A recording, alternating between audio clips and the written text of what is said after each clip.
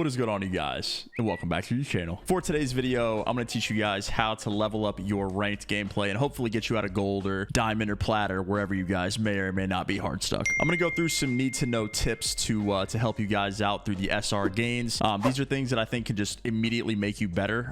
It's very minimal effort required. There's no like insane learning curve or anything like that. So I'm going to go through a handful of tips to help you guys out and hopefully again get you some SR gains. So without further ado, let's get started.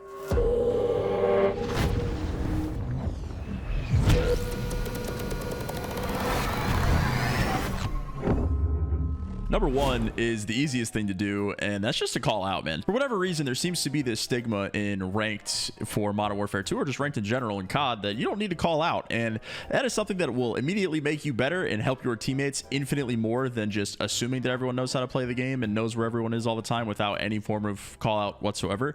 Even if your teammates aren't calling out, they can probably hear you even if you are the only one calling out, so you'll notice the gameplay difference immediately. I know it's something that people are maybe a little bit afraid to do, but I promise if you guys are calling out where people are, it'll just help your team way better. Again, you could be the only one doing it, but as long as your teammates are there and hearing you, and it just makes things a lot easier because, you know, there's not 4 mutes on the team and just hoping that your teammates will get your trade or rotate or hit ult or whatever you need them to do. Very minimal effort. I promise you'll notice a difference right away. That's probably the easiest tip on the list. Actually, no, this tip's probably the easiest tip on the list. Play with a friend. Solo queuing, even as a professional player, solo queuing sucks. You know, when you're climbing the ranks and you get a little bit higher up, it's definitely easier to solo queue in my opinion, because you'll get to that skill gap where everyone kind of knows the game and how to play and like where to rotate to and things like that. Again, it's just the higher ranks seem to have more game knowledge, obviously, and then when you're at lower ranks, you know, you're bronze to I'd say probably about platinum. Solo queuing is an absolute nightmare. You'll get people on your team that have never even held a controller or played Call of Duty in general in their lives. So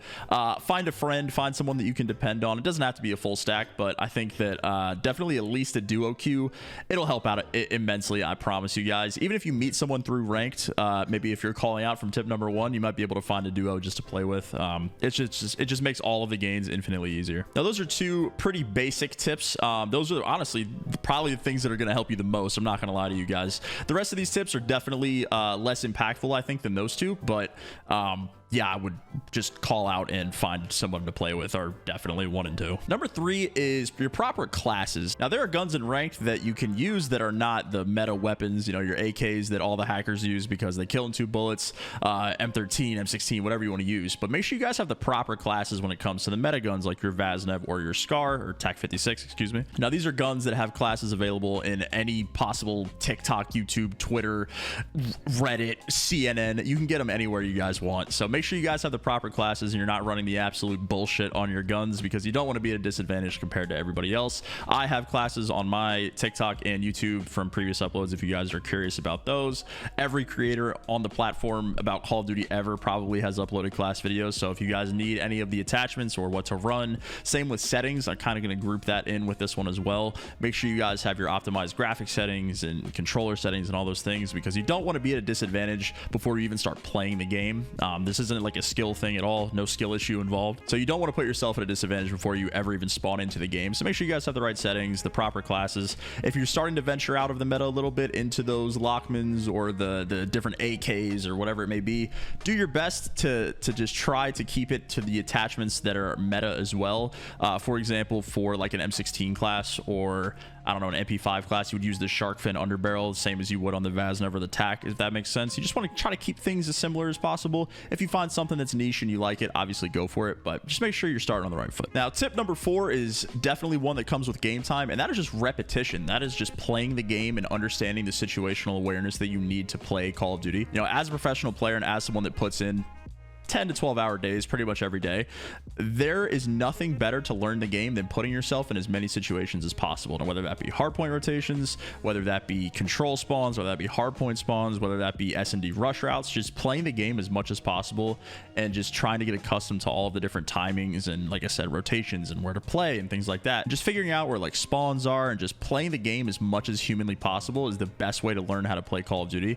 Now, you can go into someone like Draw's stream or someone like Shotzi's stream and you can can try to replicate their gameplay, but I'm going to be really honest with you guys, you're not going to be able to do that. Now, all of the pros are pros for a reason, and trying to model yourself after the things that you see on Twitch probably isn't the best idea. Now, you can watch those streams and understand like where people are spawning, or like maybe how they're playing certain rotations and things like that, but I wouldn't try to go into, again, like Shotzi's stream, for example, and try to replicate how he plays, because that's just not something that's not something you should probably be striving for if you're playing ranked. So tip number 4, just to summarize, would essentially be just putting yourself in as many different situations and getting as many reps on the game as you possibly can. Call of Duty at surface level is very basic, but once you get into a hyper competitive setting, even if it is something like Call of Duty that seems very simple on the surface level, it can get pretty in depth. So don't feel flustered if you're going into these ranks and you're not understanding why people are looking at a certain cut, or if you're not understanding certain rotations or how to play things, and especially making it easier on your teammates. Now, if you don't know these things, you cannot expect your teammates to know these things as well. That's one part. If you're going to solo queue,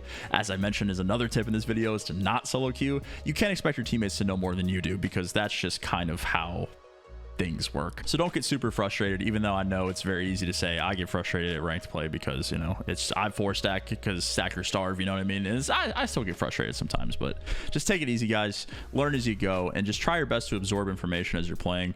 When you're playing things like hardpoint control, understanding spawns, understanding ways to play rotation, fits in with that repetition tip that I had beforehand as well. Search and destroy, figuring out rush routes and just things that you think would work, sniper first bloods, for example, or rush routes with subs, post plants, things like that you can count on yourself.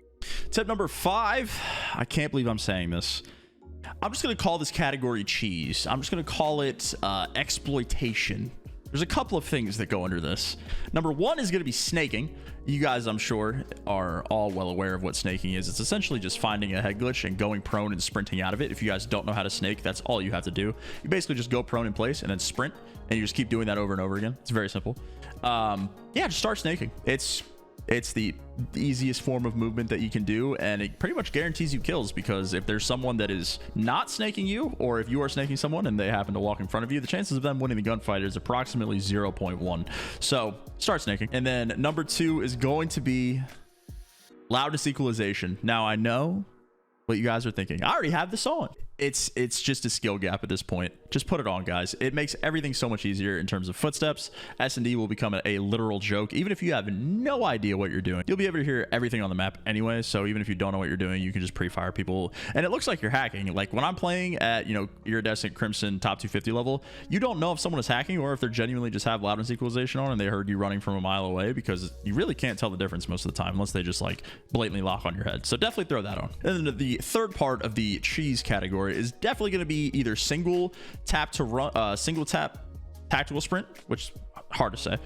Basically, you just only tap it one time. You tap your sprint one time, you'll start tactical sprinting, or running ATS, auto tac sprint. It just makes it makes the game way easier. It makes snaking easier. The first thing I mentioned in this category. It's just a quality of life thing. Those things are obviously GA'd in the CDL level, but I'm going to be honest with you guys.